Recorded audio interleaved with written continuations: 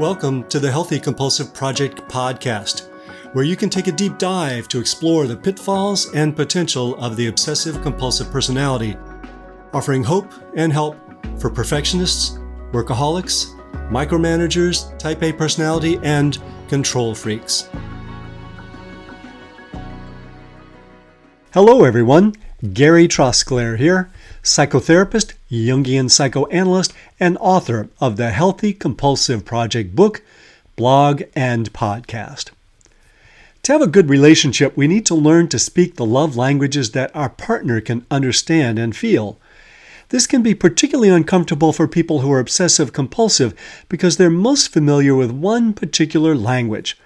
But learning a new language is always good, and the information and determination that come with being obsessive-compulsive can help you to learn it. In this episode, we'll explore the 5 love languages and how they are, and are not, expressed in the obsessive-compulsive personality. This is episode 81 of the Healthy Compulsive Project podcast, a short guide to love languages for people with obsessive-compulsive personality. Each partner in a couple has his or her most comfortable ways of expressing love, and each partner has his or her own ways of feeling that they are loved.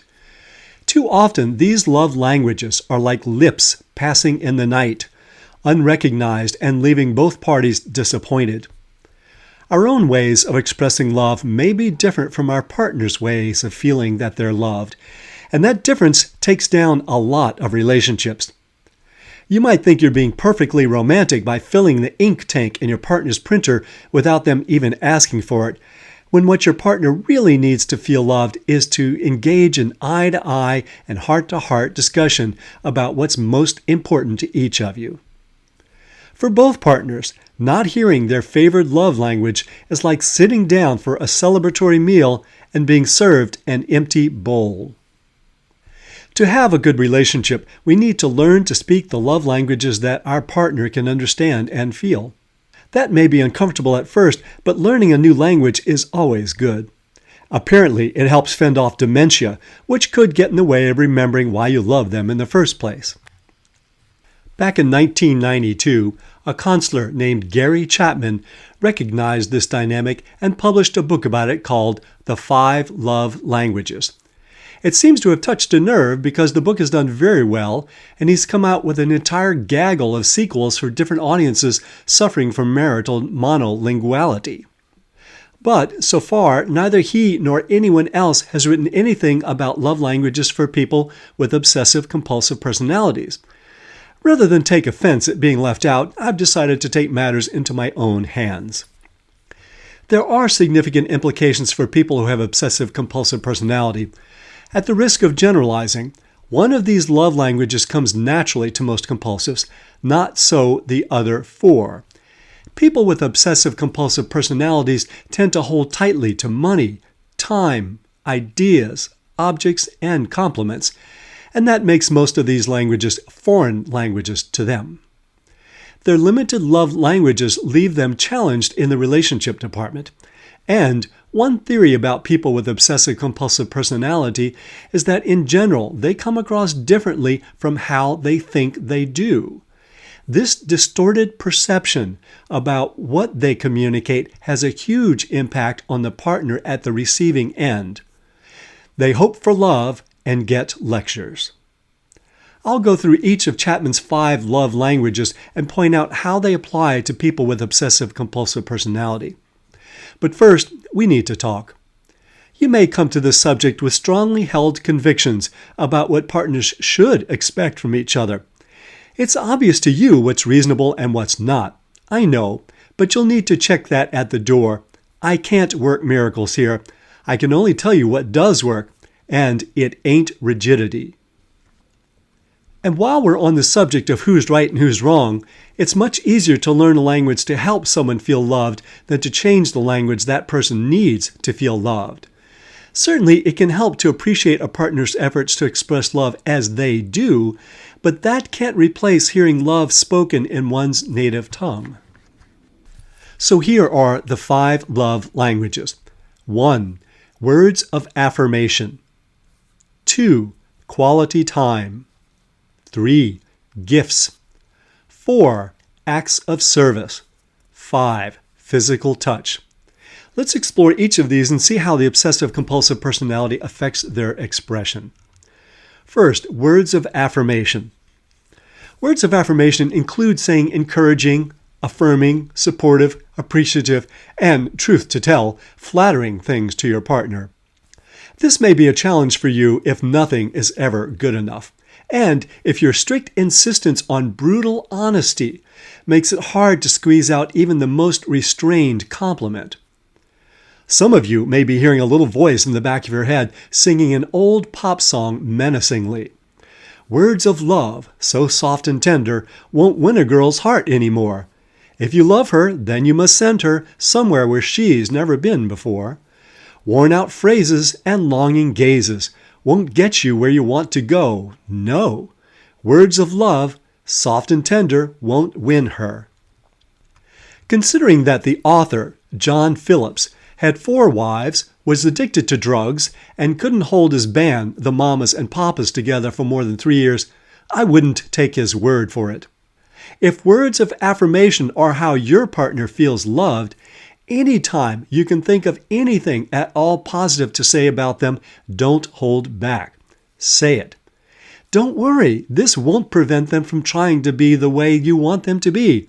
In fact, it will encourage them. If you think that withholding praise will encourage them to greater achievements, such as more meticulous lawn mowing, give it up. If you think that holding out for better behavior works better than applause, you may be waiting a long time. Besides, what's more important to you, a precision lawn or a good relationship? Next, quality time. Time is very valuable to you, I know. But if you're too busy obsessing and compulsing to spend time with your partner, they won't feel the love. You may feel that you're doing something for them, but they may well want you more than your acts of service or your money. Quality time means time in which you converse about ideas and feelings that are meaningful to you, without distraction. You focus on your partner, make eye contact, and emotional contact. Watching Ted Lasso together does not count. That's quality time with a screen. Unless you're both really into it and you have a deeply engaged discussion about why the therapist completely disappeared after season 2. Yeah, I took that really personally. How could she have been so dispensable? These people have real commitment issues. Anyway, that's quality time because you're respecting your partner's ideas and enjoying the exchange. It says they're worth spending time with and that they're important to you. One aspect of quality time is true listening, receiving what they say and feel without giving advice about how to solve a problem. Men typically have more difficulty with this, but women often get caught in problem solving as well. This is especially true of most compulsives, men and women. We like to have everything neat and settled and resolved. Have you ever noticed that what you really wanted from your partner was not problem solving, but just hearing what you were going through? Then you just want to say, I know that. What do you think? I'm an idiot. I just needed to get something off my chest. Which brings me to another point about quality time. It means you talk about how you feel. Uh-oh. This doesn't mean repeating your latest obsessive cycle, which is not quality time, but rather sharing the feelings you've been trying to avoid with those mental acrobatics. Don't expect your partner to try to use their X-ray vision to try to spy underneath your obsessions to read your emotions. Still, this is all very subjective. You may need to ask your partner, what's quality time for you? It could be quiet time spent reading together, fly fishing together, or finally building that chicken coop together that you talked about on your first date. Next, gifts. While some might appreciate the material value of a gift, most partners who like getting gifts like it because of what it represents for them, which would be love. It's a reminder that you think about them when they aren't around, and that you try to think about what they like. This can be difficult for many compulsives because they tend to be frugal. Why would my partner need me to spend time with them just to know that I love them? Isn't it more reasonable to save money for our future together? As Chapman points out, saving money is just a different way of spending it. In effect, saving money may just be spending it on yourself, investing in the things you want. Saving might be a way to boost your self-worth or emotional security. Besides, you don't have to spend money to give a gift. Some of the best ones are the homemade variety, but even that takes generosity of spirit, which you may need to cultivate. Now we'll talk about acts of service. If you're compulsive, your most comfortable way of expressing love is probably through acts of service, doing things you think will make your partner feel good. Ironing a shirt, cooking jambalaya, building flower beds, moving mountains. It may feel natural and gratifying to you because you feel like you're actually getting something done. All good, especially if your partner happens to speak the same language. But you may not have been attracted to someone who's just like you. So, too often, acts of service are not good enough. Your partner speaks English and you're prattling on in Punjabi. It doesn't mean a bloody thing to them whether you clean out the coffee machine, clean out the car, or clean out your lewd language. The fact that you like getting things done and that you get something out of these acts of service doesn't help your case. I'm not recommending that you stop performing acts of service. I don't doubt that there is genuine love expressed in them, and doing them for your partner is rewarding for you as well. Just don't imagine that it will communicate enough of what you want to communicate to your partner. It would be as if your entire love language consisted of verbs. And lastly, physical touch.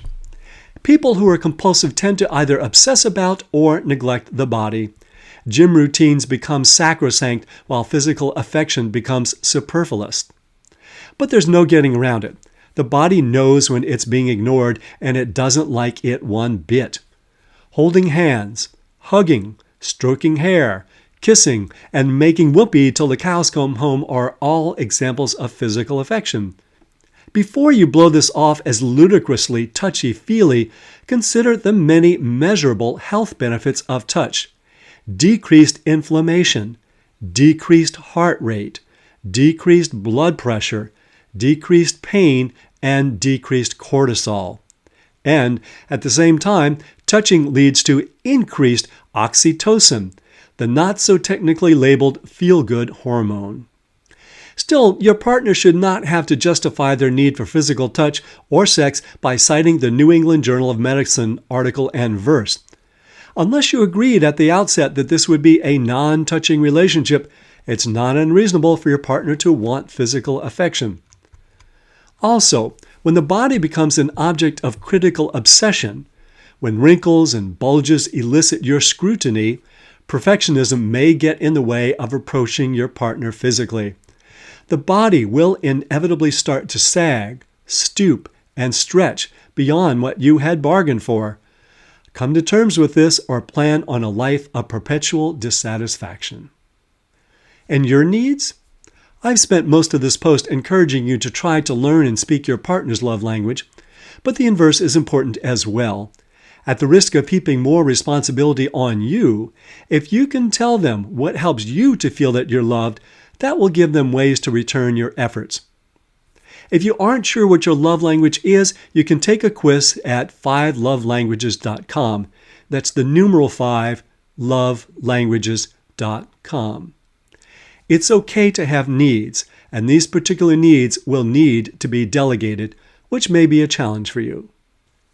Learning a love language may not be all it takes to save a relationship, but it sure will help. Turn your compulsive energy to the task with all its determination, love of precision, and gratification in mastery, and you'll be speaking love in far less time than it would take to make your partner perfect. You can find transcripts of this podcast with links to research sources and lots more at the Healthy Compulsive blog, www.thehealthycompulsive.com. If you'd like to subscribe to the Healthy Compulsive podcast, hit that subscribe button. And for a thorough guide to cultivating the positive potential of the compulsive personality, find my book on Amazon, The Healthy Compulsive, Healing Obsessive-Compulsive Personality Disorder and Taking the Wheel of the Driven Personality. And if you find any of these helpful, let others know by leaving a review. Till next time, enjoy the drive.